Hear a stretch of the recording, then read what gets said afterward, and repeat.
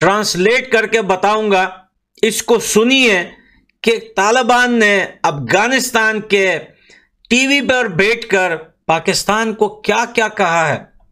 यकीन करें, अगर पाकिस्तान के अंदर थोड़ा बहुत भी, ज्यादा नहीं, थोड़ा बहुत भी शर्म नाम का कोई पुर्जा है ना, तो यह वीडियो देखने के बाद ना शक्ल ना दिखाए कभी हिंदुस्तान और अफगानिस्तान को। तो पाकिस्तान अफगानिस्तान की एक जंग तो होगी, और पाकिस्तान की इकोनॉमी इस काबिल नहीं है कि वो कोई जंग लड़ सके।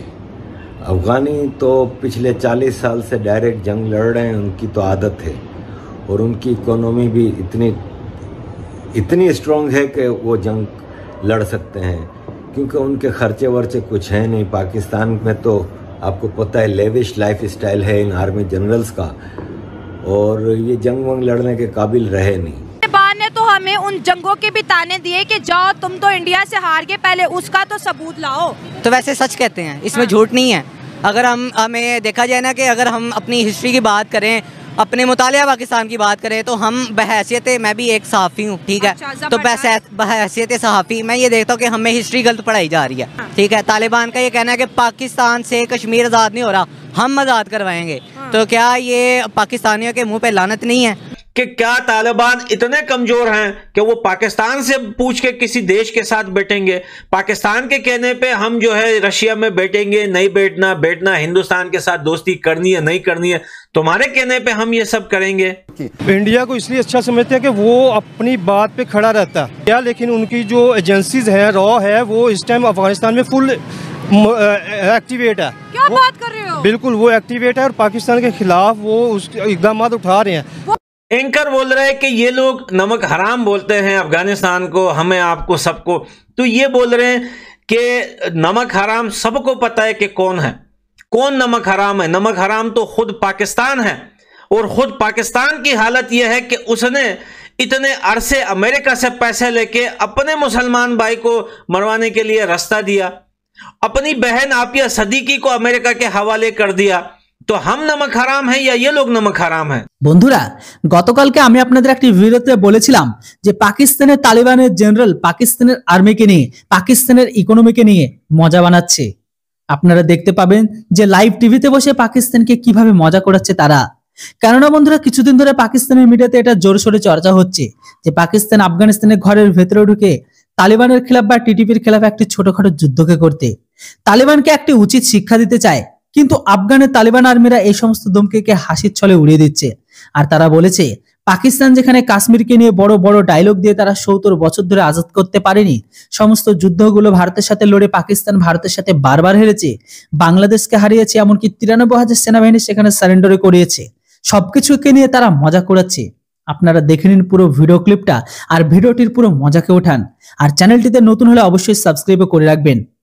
تاسو فکر کړو چې طالب به د تا د لاس اعلی وګرځي، څه چې ته وایې هغه به کوي، له هندوستان سره به اړیکې ستا په رابطه ساتي، د تا په خواښه به یې ساتي، له مسکو له نورې نړۍ سره به یې د تا په خواښه ساتي. په تیرو مذاکراتو کې هم دوی دغه کوشش کړی ده چې دغه مذاکراتي ټیم په قطر کې انحصار کې وساتي، چې ناکامه شوي دي. دوی همیش په خپل سیاست کې ګول خوړلی ده. بوټو د په افغانستان د برید خبره نه کوي، دوی د له بنګال نه هغه 95,000 دریشیانې واخیستې، دوی له پوج نه یې ویستلې دي. دوی د کارګل د جګړې پوښتنه وکړي، هغه سړی راځي چې په هره جګړه کې دوی چې جګړه کړې دي، دوی فوج خپل خلک یې وژلي دي. دوی د هغه دریشۍ واخلي، بیا د په افغانستان د برید خبره وکړي. अब ये जो कहा, ये ट्रांसलेट करके बता रहा हूँ, ये पाकिस्तान को बोल रहा है कि तुम्हें क्या लग रहा था कि तालिबान की सरकार आएगी तो क्या वो तुम्हारे इशारों पे नाचेगी? तुम क्या समझ रहे थे कि जब तालिबान अफगानिस्तान में सरकार बनाएंगे, जो तुम बोलोगे वही हम करेंगे? तुम्हारे कहने पे हम हिंदुस्तान के साथ दोस्ती करेंगे, तुम्हारे कहने पे नहीं करेंगे। तुम होते कौन हो? तुम्हारे अंदर अगर थोड़ा बहुत भी शर्म है तो जाकर हिंदुस्तान और बांग्लादेश से वो 95,000 पतलूने लेके आओ जो तुम्हारी पतलूने उतारी हैं। तुम्हारे अंदर अगर दम है तो कारगिल के जंग के बारे में बात करो। बाकी जंगे जो तुम लोग लड़े हो हिंदुस्तान के साथ, जो भी जंगे लड़ी है, तुमने अपने लोगों को मारा है, तुम कभी कोई जंग जीत ही नहीं सकते हो। और आज वो अगर ये बात कर रहे हैं, वो इसलिए कह रहे हैं कि 1980 की दहाई में तालिबान जो थे वो मुजाहिदीन थे, 9/11 के बाद वही मुजाहिदीन आज दहशतगर्द हो गए। अच्छा। अब वो यही चीज़ देख रहे हैं कि भी पाकिस्तान का दोगलापन देखते हैं इसमें। अच्छा। कि भी रूस के खिलाफ हमने जहाद किया, अमेरिका के खिलाफ हमारे जहाद को ये कहते हैं कि भी ये दहशतगर्दी करते हैं। अगर हमने तालिबान को सपोर्ट उस टाइम किया था तो 9/11 के बाद भी हमें चाहिए था कि भी तालिबान को सपोर्ट करते। अच्छा। हम उनकी बैक पे खड़े होते, ठीक है, हमने वो नहीं किया। इसीलिए वो हमें कहते हैं कि भी आप जो है पाकिस्तान आर्मी को एज ए वो क्या कहते हैं, एक आर्मी, वो बोलते हैं कि भी किराए की आर्मी है ये। अच्छा। इनको यानी कि डॉलर दो तो ये किसी भी मुल्क के खिलाफ लड़ेंगे। पाक आर्मी को तालिबान कहते हैं किराए की आर्मी। किराए की आर्मी है वो। अच्छा। आप ये देखें ना कि भी अगर अमेरिका ने हमें कहा कि भी ये मुजाहिदीन है तालिबान, तो हम उनको मुजाहिदीन कहते हैं। हाँ।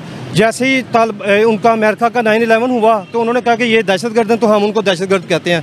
देखें, अगर हम हिस्ट्री पे नज़र डालें ना तो पाकिस्तान ने कभी तालिबान को एक्सेप्ट नहीं किया।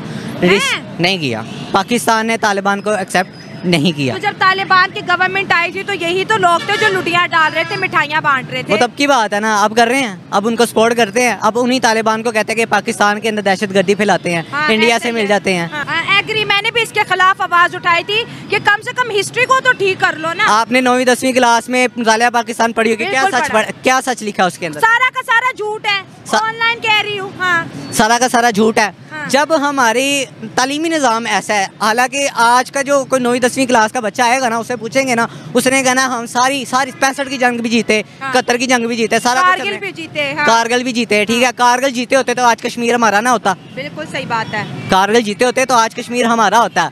अगर नहीं जीते तो नहीं हमारा, ये हमारा अलमी है। वो हमारा दुश्मन है, पहले भी दुश्मन था, अभी भी दुश्मन है, क्योंकि 100 साल का दुश्मन नहीं है, कभी दोस्त नहीं बन सकता। लेकिन आपने पहली बात बड़ी अच्छी बोली कि जितने भी पड़ोसी हैं, आपने ईरान की बात की, आपने अफगानिस्तान की बात की, आपने पड़ोसी मुल्क इंडिया की बात, आपने कहा पड़ोसी अच्छे होंगे तो मुल्क ताकतवर होगा। माँ सुनो, मैं मान रहा हूँ, ठीक है, वो पहले जो पड़ोसी थे, ठीक है, हमारा इंडिया पड़ोसी है, वो पहले से दुश्मन है हमारे। तो ये बात याद रखिएगा कि अगर अफगानिस्तान से पाकिस्तान लड़ता है तो फिर पाकिस्तान की कब्र बहुत जल्द खुद जाएगी।